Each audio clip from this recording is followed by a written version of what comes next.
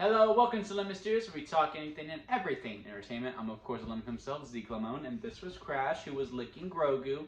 And this is my review for Season 3, Episode 2 of The Mandalorian, titled The Mines of Mandalore, which I'm really glad we finally got to it, because we were building this up from Mandalorian Season 2, no, not really, Book of Boba Fett, Season 2.5 of The Mandalorian, and then the first episode of The Mandalorian Season 3.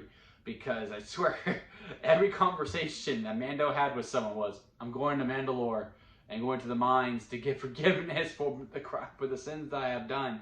And I was just like, well, all right, because we get it again when we head to Tatooine and we see our mechanic girl. He's like, hey, you got a part for an IG unit? She's like, what the hell? And I really like how they put over how rare that part is. I still think we're going to get it.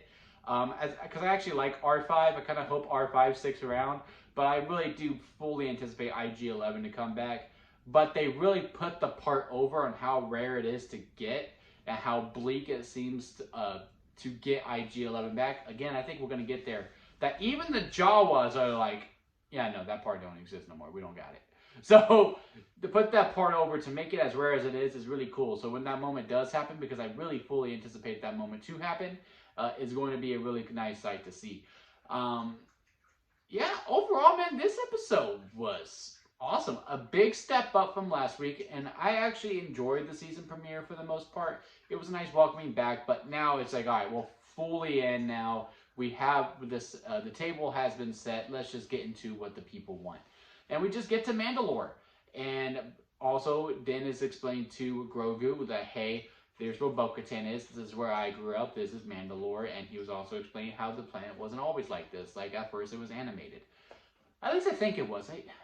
I don't fully remember seeing Mandalore in either Clone Wars or Rebels. Those are the only two I actually really watched. But anyway, bad joke if it wasn't. Anyway, and then they go in, and then R5 is like, I don't want to do it. And Din's like, don't be a baby. I mean, this whole thing was really good. I really like the explanation of Grogu going to go get Bo-Katan as opposed to Bo-Katan just showing up to help fight this monster, whatever Din is. Stop being jealous. Stop being jealous. It's okay.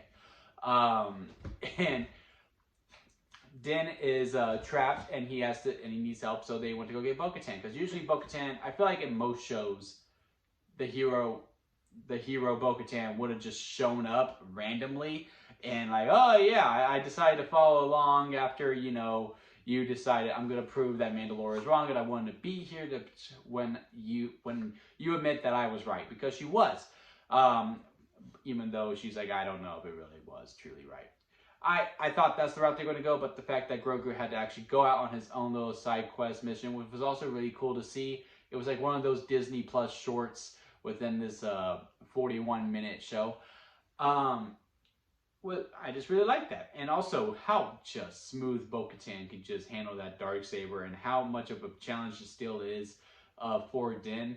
I do feel like he's going to have full control by the end when we do have to eventually fight Bo-Katan, because I feel like they're doing a long build with this heel turn, because it's just so cool, like how she's just able to tell the story with her eyes. Like when they first get there, she's like excited to be home, and then an automatic sadness when she sees